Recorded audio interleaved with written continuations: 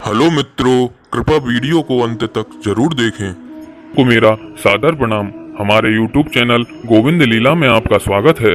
आज हम आपको बताने वाले हैं कि नवरात्रि में कैसे हनुमान जी को प्रसन्न करें। कलयुग के देवता हनुमान जी की साधना नवरात्रि में आप हमारे बताए अनुसार करोगे तो मैं आपको विश्वास दिलाता हूं मित्रों कि आपका वर्षों से रुका हुआ कार्य 100% सफल होगा। तो आइए मित्रों, आपका कीमती समय खराब ना करते हुए वीडियो शुरू करें। और अगर आप चैनल पर नए हैं तो प्लीज चैनल को सब्सक्राइब कर दें और घंटी के निशान को दबाकर ऑल आइकन को भी दबा दें ताकि आगे भी महत्वपूर्ण जानकारियां आप तक पहुंच सके। तो दोस्तों, हनुमान जी कलयुग के प्रत्यक्ष देवता माने जाते हैं। उनकी साधना नवरात्रि के 9 दिनों में की जाए तो शीघ्र ही फलदायी होती है। ये नवरात्रि के 9 दिन बड़े खास माने जाते हैं मित्रों। इन दिनों पृथ्वी पर दैवीय शक्ति व्याप्त रहती है, जिससे कि हनुमान जी तो कलयुग में सदा ही पृथ्वी पर विद्यमान रहते हैं। लेकिन उनको प्रसन्न कैसे करें ये हम आपको बताने वाले हैं। ये उपाय 100% कारगर है दोस्तों। बस आपको मन में पूर्ण विश्वास करते हुए कि अब मेरा अमुक कार्य पूर्ण होकर ही रहेगा, यह साधना प्रारंभ करें। और मित्रों, अगर 1% भी ऐसा हो जाए कि आपको लगे कि मेरा तो कोई काम नहीं बना, तो अपने मन में गिलानी नहीं करें। मैं आपको विश्वास दिलाना चाहता हूं कि इस साधना के बाद आप हनुमान जी की आंखों में खटक जाओगे, यानी 100% उनकी नजर आप पर जरूर पड़ेगी। लिख के रख लेना दोस्तों। और जब नजर ही पड़ जाएगी तो आपको किस बात की चिंता। दोस्तों याद रखना, कार्य सफल होने में देरी यानी हनुमान जी आपकी छोटी सी परीक्षा भी ले सकते हैं, लेकिन वो आपकी छोटी सी ही परीक्षा लेंगे। अतः घबराना नहीं है और हताशा नहीं पालनी है, बल्कि एक अलग सी प्रसन्नता होनी चाहिए आपके मन में। ये सभी बातें आपको जानना जरूरी हैं। श्रद्धा और विश्वास की कमी नहीं आने देनी है आपको, और केवल कर्म ही करते रहना है, मन लगाकर प्रसन्नता से रहते हुए। तो दोस्तों, अब आपको करना यह है कि 26 सितंबर को घट स्थापना के दिन जिस प्रकार माता के नवरात्रि करने की तैयारी करते हैं, वैसी ही संपूर्ण तैयारी आपको कर लेनी है। जैसे मिट्टी के गणेश जी बनाना, उन्हें चौकी पर बिठाना, जौ को किसी पात्र में बोना आदि सभी वो कार्य करने हैं जो उस दिन होते आए हैं। बस आपको चौकी पर माता की मूर्ति के अलावा श्री राम, लक्ष्मण, जानकी और एक हनुमान जी की मूर्ति या फोटो चित्र या तस्वीर रखनी है। पूरी तैयारी मुहूर्त के हिसाब से आपको कर लेनी है। आपको खुद के आसन के अलावा एक और आसन हनुमान जी को भी लगाना है, जो नरम और आरामदायक हो तथा स्वच्छ हो। तो दोस्तों, ये सब तैयारी करने से पहले मैं आपको एक जरूरी बात बता दूं कि ये सब तैयारी आपको अभी से ही शुरू कर देनी है और मन में प्रसन्नता रख लेनी है कि अब मेरे पर कृपा होने वाली है। और जब नवरात्रि का दिन आए, उस दिन सुबह जल्दी सूर्योदय से पूर्व ही जाग जाएं और सिर्फ मन में राम नाम की रट लगा के रखें। स्नान संध्या करें। संध्या मतलब आपको स्नान करके सुबह ही पूर्व दिशा की ओर खड़े होकर 101, 51 या 21 बार गायत्री मंत्र का जप कर लेना है। उसके बाद आपको अपने सीधे हाथ में एक अंजलि जल लेकर संकल्प करना है। संकल्प बोलने अपने हिसाब से बोल सकते हैं। ज्यादा नहीं आता तो अंजलि में जल लेकर सर्वप्रथम गुरु का ध्यान करें। ओम गुम गुरुभ्यो नमः। उसके बाद ओम गं गणपतये नमः। फिर ओम श्री दुर्गायै स्वाहा। फिर राम रामाय नमः, श्री सीतायै स्वाहा।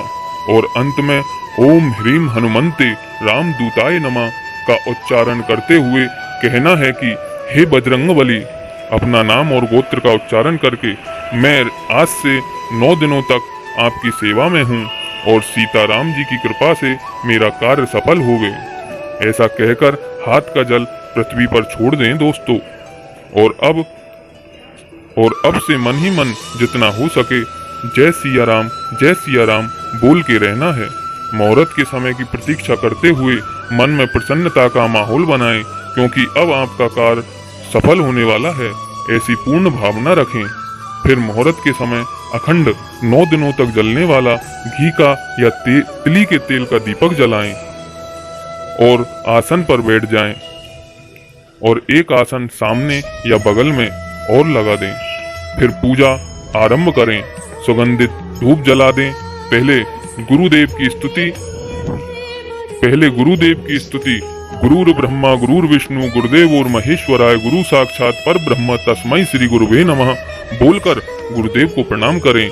अगर कोई गुरु ना हो तो शिव जी को अपना गुरु समझकर उनके चरणों में प्रणाम करें। उसके बाद गजानन भगवान की स्तुति करें। कोई भी स्तुति करें, जैसे वक्रतुंड महाकाय सूर्यकोटि समप्रभा निर्विघ्नं कुरु देव सर्व कार्येषु सर्वदा, ऐसा बोलकर एक मोदक लड्डू गणेश जी पर चढ़ा दें। मित्रों, अब आपको हनुमान जी की स्तुति करनी है। कैसे, मैं बताता हूँ। आपको 101 बार हनुमान चालीसा का पाठ करना है। उसके लिए आपको अपने पास 101 छोटे कंकड़ या 101 माचिस की तिल्लियों को एक जगह रख लेना है, बगल में ही। ध्यान रहे, पहले से ही अच्छी तरह 2-2, 3-3 बार गिनती करके रखें। पूरे 101 होने चाहिए। कहीं पूजा के बाद आप उन्हें गिनो तो कहीं एक कम या एक ज्यादा हो, ऐसा काम मत करना मित्रों। अब श्री गुरु चरण सरोज रज निज मन मुकुर सुधार से हनुमान चालीसा शुरू कर दें और चालीसा पूरी होते ही 5 बार सिया राम जय जय राम, सिया राम जय जय राम का संपुट देना है और एक तिल्ली या कंकड़ उठाकर किसी पात्र में रखते जाना है। फिर से चालीसा शुरू कर दें और हर बार इसी क्रम से सिया राम का संपुट देकर कंकड़ उठाकर पात्र में रखते जाना है। पूरे 101 से कंकड़ खत्म हो जाने पर आपको राम जी की श्री रामचंद्र गोपाल भजमन यह पूरी स्तुति बोलनी है। अंत में हनुमान जी की आरती उतारनी है। आरती कपूर या घी की बत्ती से भी कर सकते हैं। और फिर हनुमान जी को 2 फल और कुछ मेवा मिष्ठान जो भी आप पर हो भोग लगा दें।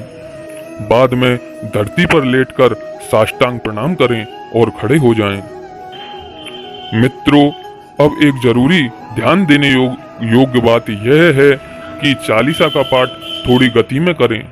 एक चालीसा का पाठ लगभग 3 मिनट में मान लें तो 101 पाठ आपको 300 मिनट में हुए, यानी लगभग 5 घंटे। यह आप पहले से ही जान लें कि मैं कितनी देर में एक पाठ कर सकता हूँ। पाठ बहुत ज्यादा जल्दी भी नहीं करना है। पाठ करने की इतनी गति होनी चाहिए कि शब्द अच्छी तरह से उच्चारित हो।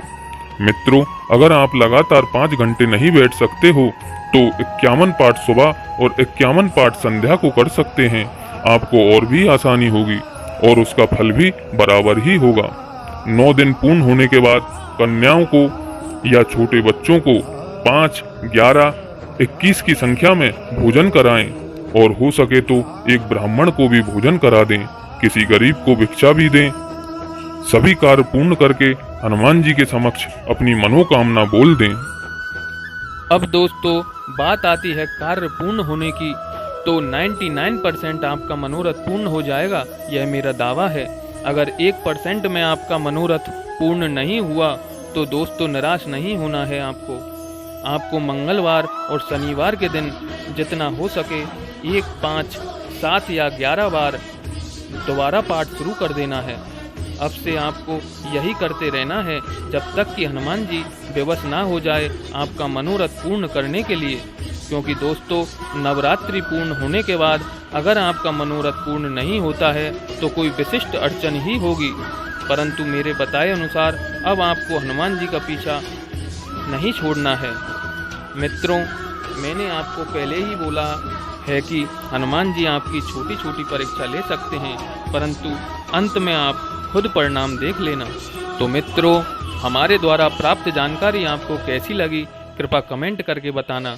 और अगर कोई बात समझ में नहीं आई हो तो भी आप कमेंट करके उसका सही अर्थ हमसे पूछ सकते हैं। साधना के दौरान अगर आपके घुटनों में दर्द महसूस हो तो रोज पाठ करने के बाद घुटनों पर तेल की मालिश कर लिया करें। मित्रों, आज की वीडियो में बस इतना ही। मिलते हैं अगली वीडियो में। और हाँ मित्रों, अगर अभी तक आपने हमारे चैनल को सब्सक्राइब नहीं किया है तो कृपया लाल बटन दबाकर घंटी के निशान को भी दबा दें, जिससे कि आगे भी आपको अच्छी जानकारी प्राप्त हो सके। जय श्री राम, जय हनुमान, धन्यवाद दोस्तों।